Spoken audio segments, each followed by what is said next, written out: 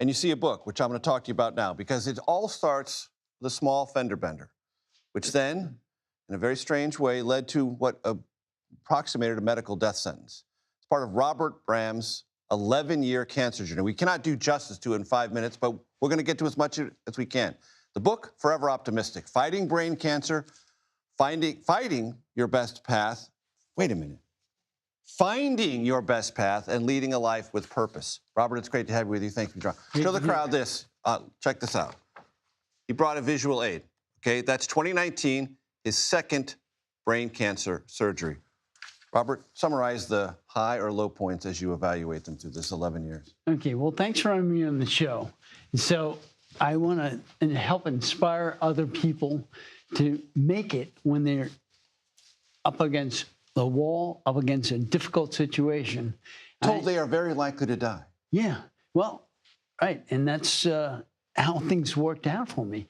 And my family were told, like, I was out of it I was like off the planet.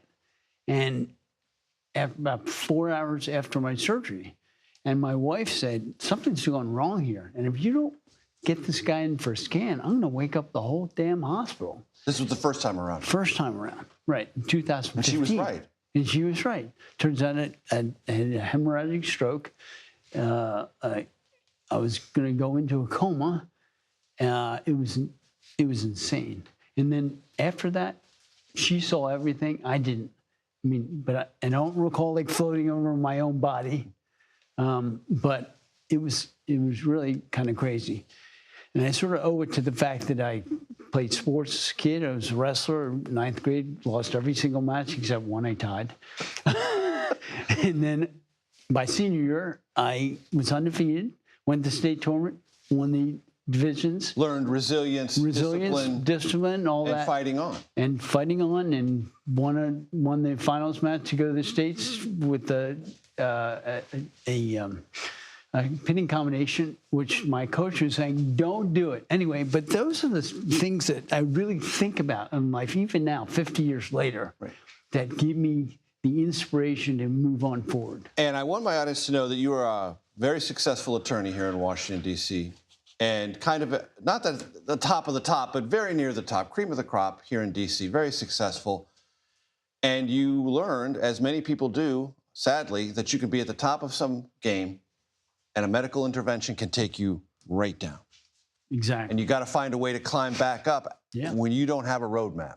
Look, after my first surgery, I couldn't walk, I couldn't think, I couldn't speak, okay? It required years of therapy to come back to life like I am today. People wouldn't notice now, basically, that I have any problem whatsoever, but I do. I get tired very easily, and I'm like the bad cell phone, where you recharge the battery and it only works for an hour. Give me 10 minutes sleep and I'm back with you. I said we wouldn't be able to do justice to this, but we've got about a minute, Robert. You got a second diagnosis, had to have a second intervention.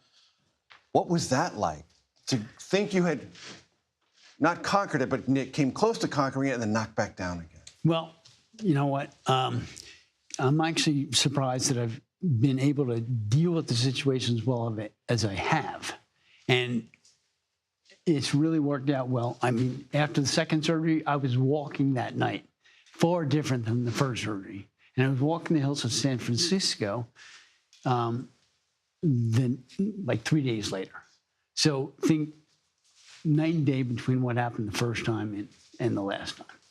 But, you know, I want to encourage your audience to recognize that if they're strong, if they really look closely at their successes, that they can beat this. Because now I've gone through an MRI where they found it to be totally stable.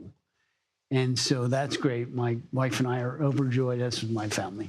So would you classify yourself as cancer-free? I would not. You would not, but you're stable and it's... I'll have MRIs for life. MRIs for life, but you'll keep monitoring it? Yeah. And you're obviously in a much, much better place.